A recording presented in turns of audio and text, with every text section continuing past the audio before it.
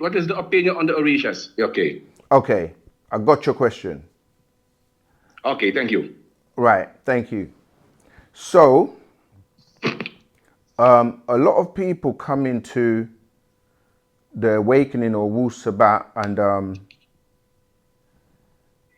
the Orishas, right? This is tying into the Yoruba, okay? And Yoruba, in its original form, was animist or animism, which is dealing with the recognition of ancestors and practicing reverence and giving gratitude to nature. And the names that people call on, right, which stem from the original Yoruba way of life, culture, actually got desecrated to some degree by influences from religion and other races, particularly the Arabs. So today, a lot of people are practicing what they think is the traditional way of the Yoruba religion, but it's been mixed with Arab influence.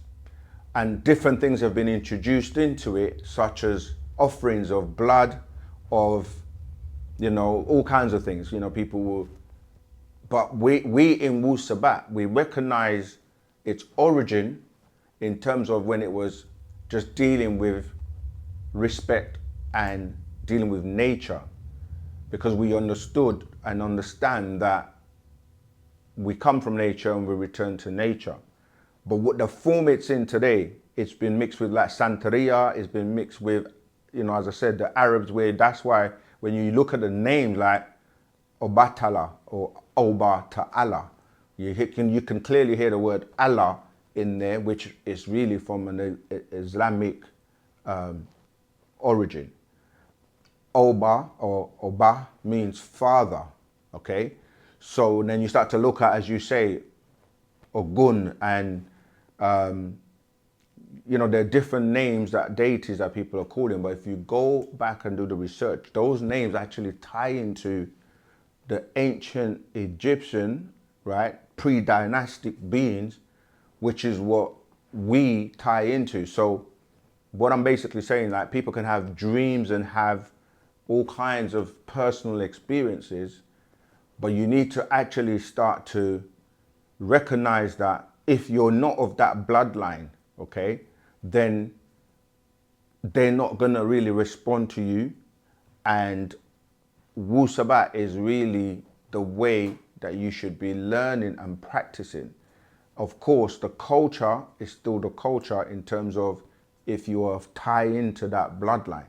This is why it's really important for people to know the differences between the original Yoruba way of life and how it ties into Wu-Sabat, and the fact that these influences that have brought about what people are doing today, which is nothing to do with its origins, where they're now doing like blood sacrifices and offerings.